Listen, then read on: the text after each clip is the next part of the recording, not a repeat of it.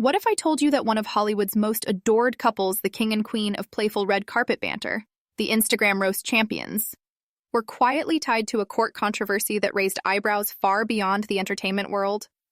We're talking about an alleged $37.5 million offer connected to Vancouver, local law enforcement, and a paparazzi dispute that ended up in the legal system. This isn't a plot twist from a Deadpool movie. This is real life. Ryan Reynolds and Blake Lively have spent years crafting the perfect image: witty, charitable, effortlessly glamorous. They've mastered the art of public likability, but buried in public records and long-forgotten court documents is a much different tone. Assertive letters, economic impact figures, and what some critics say felt like pressure on the justice system. It's a rare crack in the glossy surface, one that forces you to ask, how far would a Hollywood power couple go to protect their image, their family, and their projects?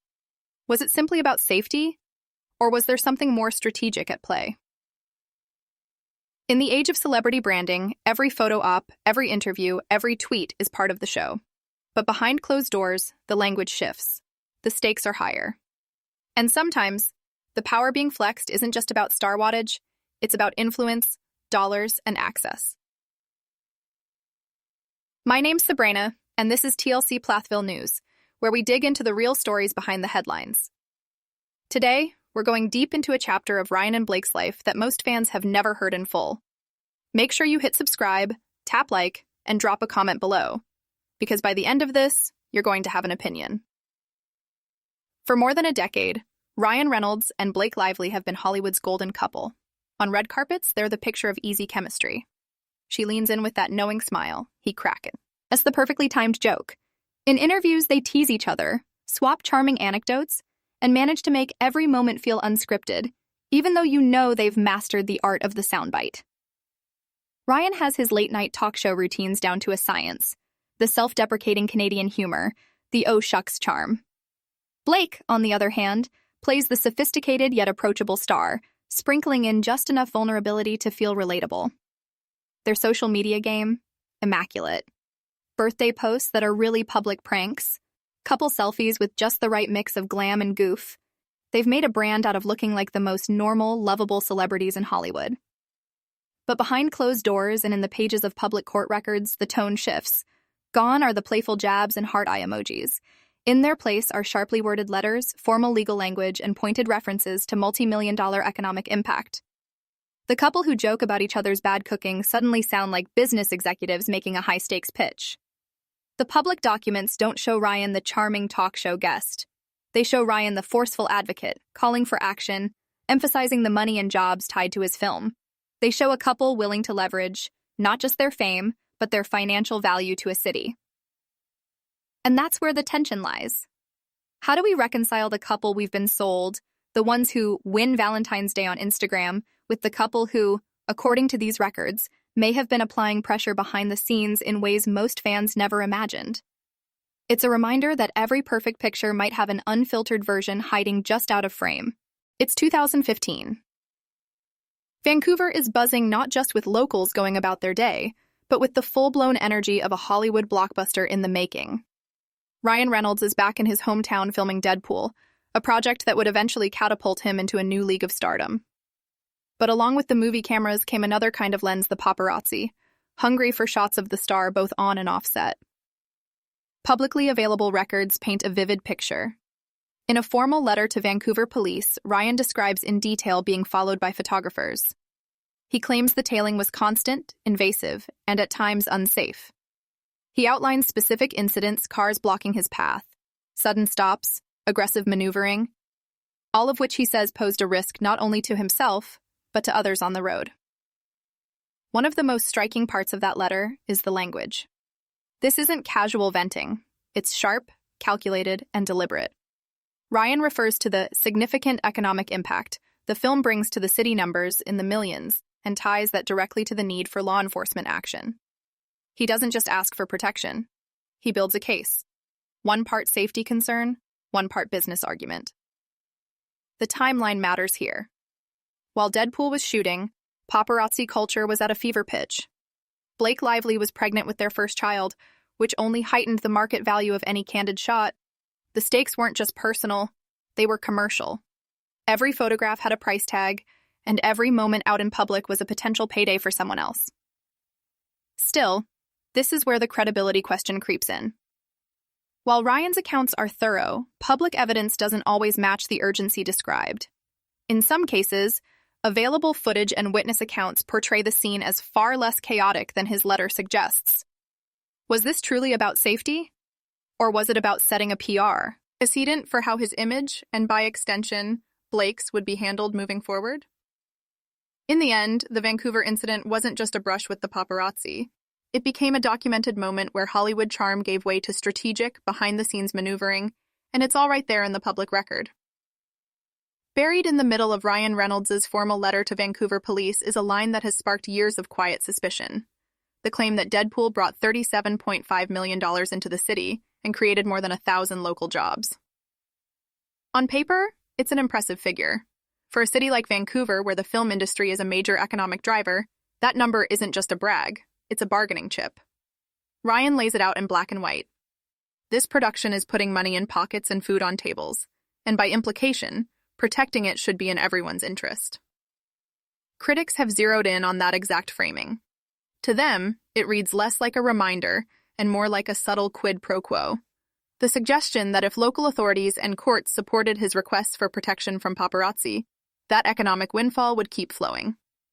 Ignore it, and maybe, just maybe, it wouldn't. This isn't the first time celebrity clout has rubbed elbows with city politics. Think about when big-name productions threaten to relocate over tax incentives, or when music festivals have hinted at pulling out of host cities unless certain accommodations were made. No law's technically broken, but the pressure is there, visible between the lines. And to be clear, in Ryan's case, no criminal bribery charges were ever filed.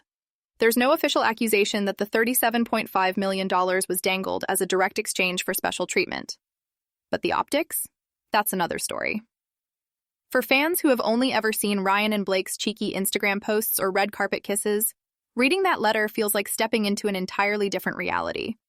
One where the friendly, self-deprecating movie star is replaced by a shrewd negotiator making a calculated appeal to civic self-interest. Whether you see it as a reasonable reminder of the film's value or a veiled warning to keep the Reynolds lively machine protected, the fact remains. Those words are now part of the public record, and they've given critics a talking point that won't fade anytime soon. Because once you put a dollar figure on your presence in a city, you've turned charm into currency, and that changes the game entirely.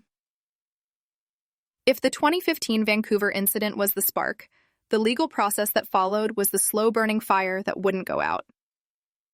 After Ryan Reynolds filed his complaint, police charged a local paparazzo with criminal harassment. The accusation was clear: repeated, unwanted following that crossed into dangerous territory. For a photographer, this wasn't just a professional hazard, it was a career-defining legal battle. But the process moved at a glacial pace. Hearings were delayed, dates were pushed, evidence was debated.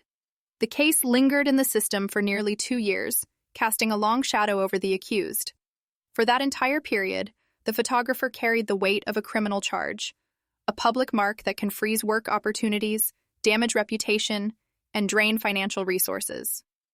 Then, in 2017, the twist. The charges were dropped. No conviction, no trial verdict, just gone. The Crown cited no reasonable likelihood of conviction as the reason for withdrawal. Legally, it was as if the whole thing had never happened. But reputations aren't so easily reset. For supporters of Ryan Reynolds, this was framed as an unfortunate necessity, a byproduct of an imperfect justice system. For critics, it fueled suspicions that the original case may have been overblown from the start. Without a trial, without a verdict, the truth stayed locked behind competing narratives. Media coverage reflected that divide. Some outlets reported the closure with a shrug, burying it in the entertainment section. Others questioned whether the photographer had been unfairly targeted because of who the complainant was, a beloved Hollywood power couple whose image carried more cultural weight than an independent freelancer could ever match. In interviews given after the fact, the accused paparazzo spoke about the toll the charges had taken, describing years of uncertainty and lost work. While their name was eventually cleared on paper, the public memory was less forgiving. And that's the part no legal system can fix. Once you've been tied to a high-profile celebrity conflict, your story is never entirely your own again. For Ryan and Blake, the chapter quietly closed. For the photographer, it became the headline that would follow them far longer than any photo ever could. Nearly a decade later, the 2015-2017 paparazzi case still casts a faint shadow, not because it's in the headlines, but because it quietly reshaped how some people see Ryan Reynolds and Blake Lively. Since Deadpool 2 wrapped in 2018, tragically marked by the on-set death of stunt performer Joy Harris, neither Ryan nor Blake has been publicly linked to filming in Vancouver again. While they haven't stated a direct reason, the timing hasn't gone unnoticed. For a city once touted in Ryan's own words as a $37.5 million economic partner, the silence is striking. In the public imagination, this absence takes on a layered meaning.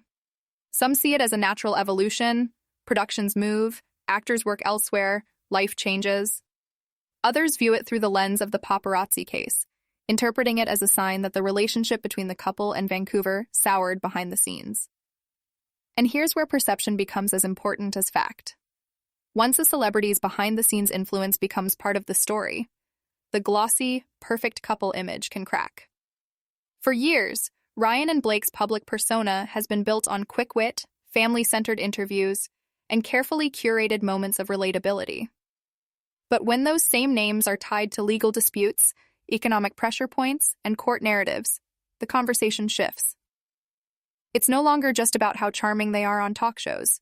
It's about what they're capable of leveraging when the cameras aren't rolling. So the question lingers. Should Hollywood power couples be able to use their economic clout even indirectly to shape the way law enforcement or courts respond to them? Is it a fair use of influence, or does it cross an unspoken ethical line? Whether you see Ryan's 2015 letter as a reasonable defense against harassment, or as a calculated play, one thing's certain. Moments like this stick in the cultural memory. And sometimes it's not the films or the fashion that define a celebrity's legacy, it's the paper trail they leave behind. On camera, Ryan Reynolds and Blake Lively remain the gold standard for celebrity charm. Quick with a joke, seemingly grounded, effortlessly photogenic. They've built a career on being the couple everyone wants to root for. But off camera, the Vancouver case revealed a different side. One where legal letters, economic impact figures, and courtroom narratives took center stage. It's a reminder that even the most likable public figures can be fierce in defending their personal boundaries, sometimes in ways that raise bigger questions about power and influence. Because here's the truth. Most people don't have a $37.5 million card to play when dealing with the law. Most people can't walk into a courtroom with the weight of an entire city's economy in their corner. So I'll leave you with this. Should celebrities be allowed to wield that kind of influence in private disputes? Or does it cross a line that blurs justice into privilege? I want to hear what you think. Drop your thoughts in the comments. If you enjoyed this breakdown, make sure you subscribe, hit like, and share. Because sometimes the real story isn't the one you see on the red carpet. It's the one buried in the court files.